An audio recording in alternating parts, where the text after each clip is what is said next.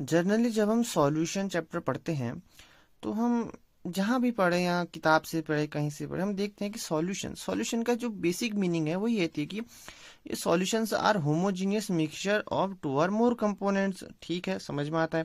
But अगर हम इसमें ध्यान से देखें तो होमोजीनियस मिक्सचर का मतलब क्या है।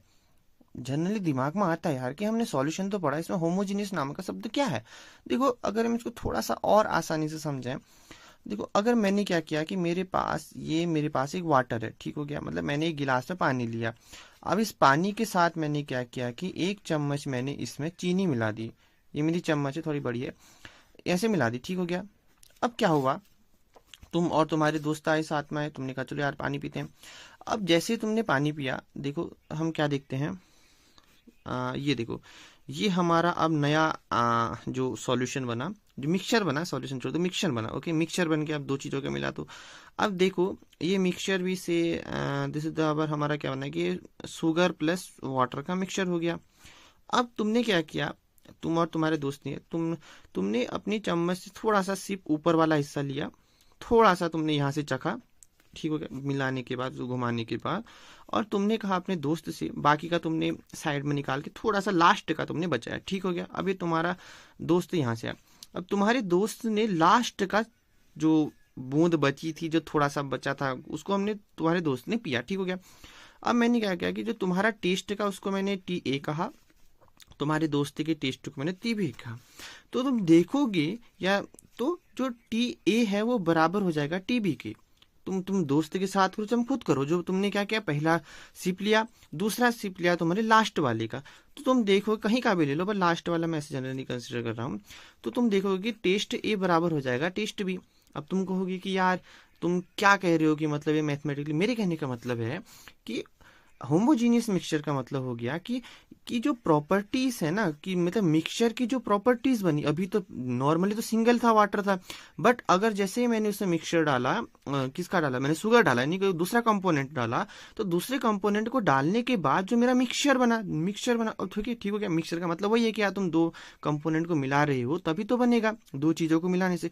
अब ये जो मिक्सचर होगा, उस मिक्सचर में की जो प्रॉपर्टीज होगी ना, वो चाहे तुम कहीं का भी लो, इस मिक्सचर का हिस्सा, चाहे ऊपर का लो, बीच का लो, चाहे इधर का लो, चाहे उधर का लो, सभी बराबर होंगे। क्या कहा मैंने, ये सभी क्या हो जाएंगे, ये सभी आपस में बराबर होंगे। तो और इसका मेरे कहने का मतलब कि प्रॉपर्टीज और कंपोजिशन किसी भी होमोजीनियस मिक्सचर के बराबर होंगे, यानी किसी भी मिक्सचर जो होमोजीनियस होगा उसमें दोनों कंपोनेंट बराबर। तुम सॉल्ट वाला हिस्सा ले लो, कि तुमने क्या किया, चलो मैं सर का समझ में नहीं आ रहा, एक काम करते हैं हम सॉल्ट लेते हैं, तुमने क्या किया, ठीक है, तुम घर से लाए, तुमने सॉल्ट को एक गिलास में डाला, मिलाया, मिलाने के बाद तुम देखोगे कि तुम चाहे ऊपर वाला टेस्ट करो चाहे लास्ट वाला टेस्ट करो, दोनों के केस में तुम्हारा टेस्ट जो होगा बराबर होगा, ठीक है। तो मेरे कहने का मतलब है कि जब हम होमोजीनियस मिक्सचर की बात करते हैं तो उस केस में जो प्रॉपर्टीज कंपोजिशन होगा, यानी कि जो मेरे पास कंपोजिशन होगा और जो मेरे पास प्रॉपर्टीज होगी, वो क्या हो जाएंगी, वो दोनों केस में बराबर होंगी, मतलब हर जगह यूनिफॉर्मली डिस्ट्रीब्यूट होंगी। यानी कि तुम चाहे ऊपर का हिस्सा लो, चाहे लास्ट का हिस्सा लो, चाहे दाया वाला लो, चाहे बाया वाला लो, हर केस में तुम्हारा जो होमोजीनियस मिक्सचर होगा वो बराबर होगा, ठीक हो गया। हर केस में तुम्हारा जो टेस्ट होगा वो बराबर होगा।